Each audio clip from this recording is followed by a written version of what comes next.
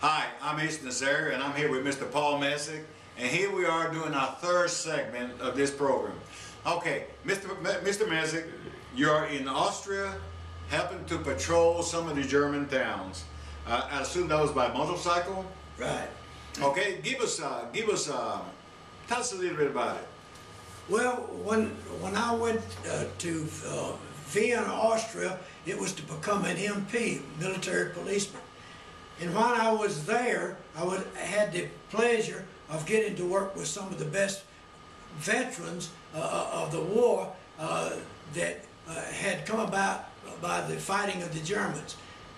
What we did at that particular time, we took over the control of the Austrian people as far as their actions go.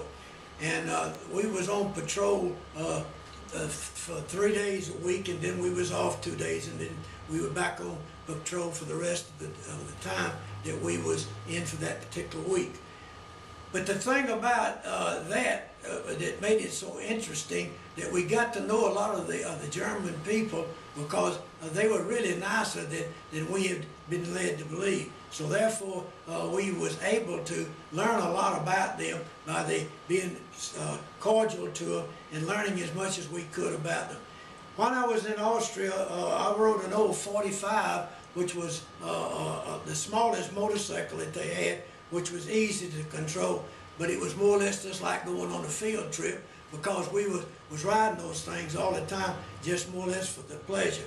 But then at Salzburg, we also had some real strong political prisoners that we had to be concerned with, and they were really some of the toughest Germans that they had put in that concentration camp, because it was needed so bad because of the type of fugitives that we've had.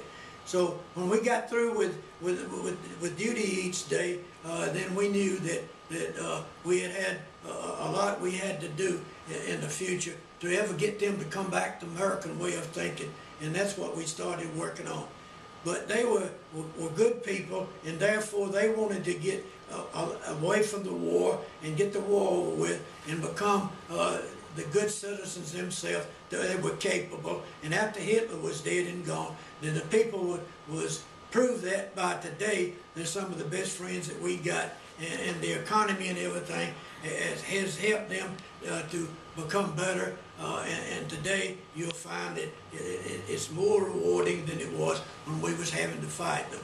Thank you very much. That's a great explanation. So there was never a dull moment in Europe. You come back to the United States and you're discharged in 1947.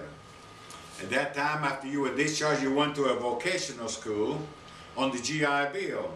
What was the name of that vocational school that you went to? It was the Opelika Vocational School. It was a refresher course getting you prepared to go to college. I understand. Back to Opelika. Okay. You finished your vocational school and you enrolled in API. And for those of you folks that are watching and you don't know who what API is, it's Alabama Polytechnic Institute, known as Auburn University right now.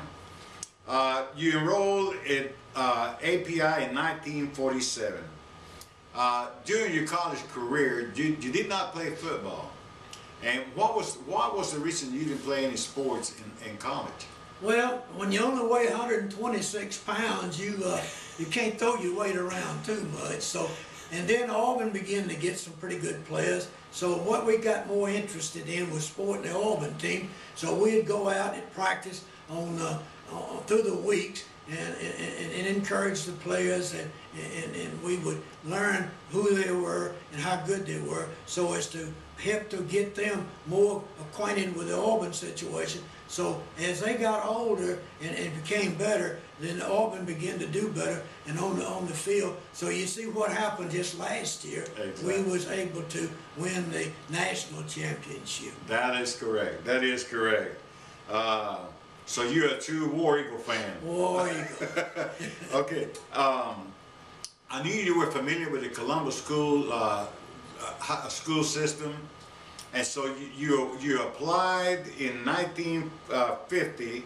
You applied for a job with the Columbus school system. I guess it was Muskogee County school system, and you got a job, and you started working at the school on 45th Street in the north part of town, and you were teaching the 7th grade and coaching junior high school. Tell us, you coached basketball, tag football, and baseball, and you were hired by Dr. William Henry Shaw. Tell us a little bit about your experience at the 45th Street School. Well, Dr. Shaw was a real good professor, and he also was a good head of the vocational education. And by doing that, I said, well, this group here is fixing to go to Baker High School, so if I could just move on over to Baker, they're fixing to have some openings, then I would be able to get the kind of work I had been doing when I was in high school, and that was vocational training. So I applied for the DCT program, which means Diversified Cooperative Training. Of course, Captain Court called it dismissed class at 12. But we don't go for that because we're better than that. And then I spent 32 years in that system. In fact, it's just about the only system I've ever been in. And if I had to start all over again after all these 32 years, then I'd still want to be right back where I left off 70-something years ago. So with that in mind, I just think the Columbus system is the best system that you can teach in. Thank you. That's a good explanation. So finally, you get your wish.